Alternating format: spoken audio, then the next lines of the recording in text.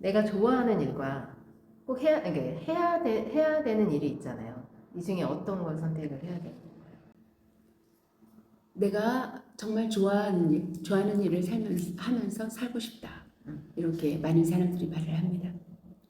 그런데 내가 해야만 되는 일이 있다. 이렇게 생각되는 것은 내가 해야만 된다라고 하는 것은 내가 경제적으로든 어떤 부분에서 나를 책임져야 되는 어떤 부분이 해야만 되는 일 속에 포함되어 있는 것은 아닐까 이런 생각이 듭니다. 그런데 저는 내가 좋아하는 일을 할 때는 그만한 걸 감수해야 됩니다. 그만한 걸 감수할 생각이 없다면 해야만 하는 일을 하면서 좋아하는 일을 하십시오.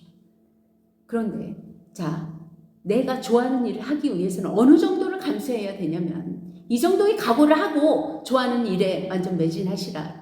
저는 이 말씀을 꼭 드리고 싶습니다. 부처님께서는요, 도를 닦기 위해서 왕자의 지위를 내놓고 그리고 하루 한 끼를 탁발할 때 그 집 앞에 그냥 서 있는 겁니다. 그러면서 남에게 얻어먹는 거잖아요. 어떻든 얻어먹는 거에는 뭐 변함이 없습니다. 그래 그 얻어먹고 나서 더 큰 걸 부처님이 주신다 하더라도 얻어먹는 건 얻어먹는 겁니다. 그러면 그 시대, 그 인도 시대에 그렇게 잘 살았습니까? 거기? 지금도 뭐 인도 어떻습니까? 그 옛날에 잘 살았을까요? 그리고 지금도 불교가 몇 프로 안 됩니다. 2%인지 몇 프로인지.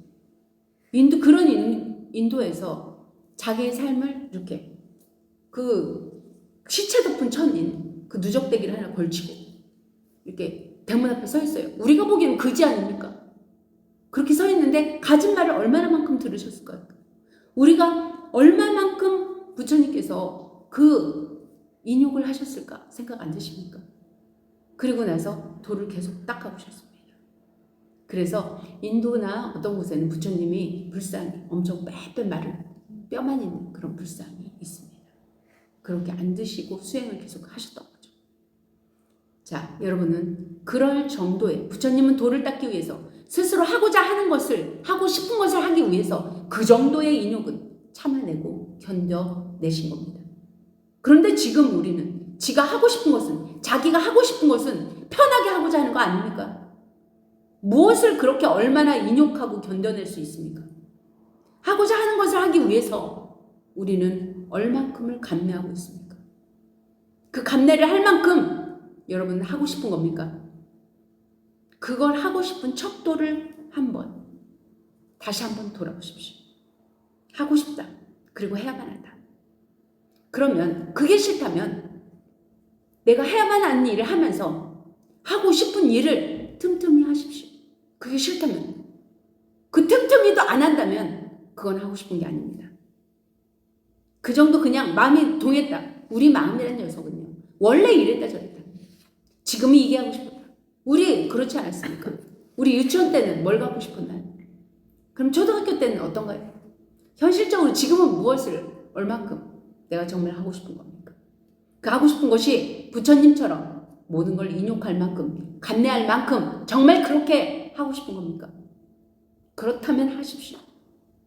응원해드리고 싶습니다. 근데 그렇지 않고 부모의 돈이나 또 다른 다른 사람이 도움으로 내가 하고 싶은 걸 하고 싶다. 그럴 정도라면 때려 치십시오. 남이 도움을 바라면서 자기 하고 싶은 걸 하고 싶다. 그건 하고 싶은 게 아닙니다. 그 정도의 마음을 가지고 하고 싶다. 그거는 내가 뭐가 되고 싶다. 나도 뭐가 하고 싶다. 저도 수도 없이 많습니다. 그런 마음에서 조금 더 강한 정도가 아닐까. 저는 여러분이 정말 부처님처럼 그런 마음으로 하고 싶다는 마음을 낸다면 정말 응원해주고 싶습니다. 저도 그랬습니다. 저도 이 돌을 닦는 거, 인생이 무엇인가? 우리는 왜 살고 있는가? 우리는 정말 죽으면 끝나는 것인가? 이런 의문이 많이 들었습니다. 저는 그때 일을 했습니다. 밤에 잠도 못 잤습니다. 잠을 못 자고도 계속 끊임없이 전 지장경을 계속 읽었습니다. 지장경에 대해서 의문을 품고 읽었습니다. 일이 너무 힘들었어요. 일이 아침 10시부터 밤 10시까지 제가 장사를 하고 있었기 때문에 정말 너무 힘들었어요. 힘들었어도 지장경은 그때 처음 지장경을 매일매일 한 권을 다 읽었어요. 그때 저는 처음에는 4시간, 4시간 반. 그것이 점점 줄더군요. 소리 내서 또 읽다 보니까 뭐 읽는 건지 나중에는 시간이 많이 지나니까 저는 거의 내 자신과의 싸움이었다. 이렇게 볼 수 있습니다. 그리고 그게 시간이 좀 주니까 거기 광명진언을 또 들어왔어요. 아, 광명진언을 또 읽으면 또 뭔가 깨달음이 있을까.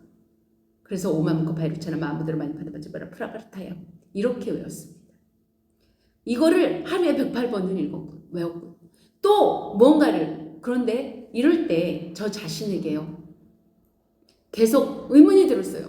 하기 싫었나 봅니다. 또 이거 해서 되냐? 네가 알 수 있을 것 같아? 누가 어떤 선생님을 찾아가는 게 더 낫지 않아? 근데 저에게는 옆에 어떻게 해도 이렇게 찾아갈 제가 해야 될 일이 있었습니다. 그래서 그럴 만한 시간을 빼기가 쉽지 않았습니다. 그건 핑계인지도 모르겠습니다만 하고 내가 해야 할 일은 또 해야 된다라고 생각했기 때문에 해야 하는 일을 때려치고 가는 것만큼은 또 그런 만큼은 열정을 내지 못했던 것 같습니다. 제가 지금 보니까 그 대신 내가 해야 할 일을 충분히 하면서 또 이 돌을 계속 닦아왔던 거죠. 그게 저는 돌을 닦는 거라고 생각도 못했습니다. 그렇게 날마다 읽었어요. 매일매일 읽었습니다. 지장경. 그리고 일문을 계속 품었어요. 그리고 지장보살님께 물어봤죠. 그리고 지장보살님께 제가 지장보살님 가슴을 보시고 지장보살님을 티끌만큼이라도 닮아가지고 정말 나는 이치를 알고 싶습니다. 도대체 우리 왜 이곳에 나는 왜 왔고 나는 왜 이곳에 머무는 것이고 또 죽으면 어떻게 되는 것입니까? 도대체 어떻게 살아야 되는 것입니까? 나는 도대체 모르겠습니다. 나는 어떻게 살아야 될지 어떤 게 옳은 삶일지 난 정말 모르겠습니다. 나한테 알려주세요. 제발.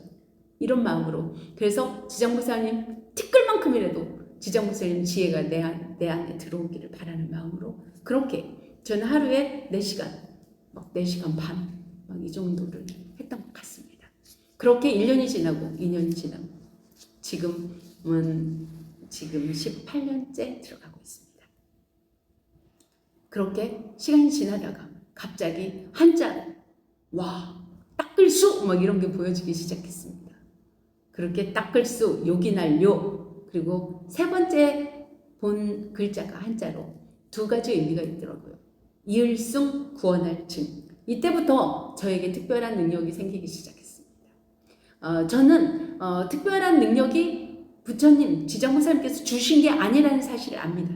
제가 닦아오는 동안 그게 생겨진 건데 제가 모르고 있어서 알려주신 거였어요. 닦을 숫자를 볼 때는 이미 닦고 있는 한참 와중에 보였고요. 요긴할 요자를 볼 때도 제가 요긴하게 쓸 만큼이 닦여진 상태라는 걸 말씀해 주신 겁니다.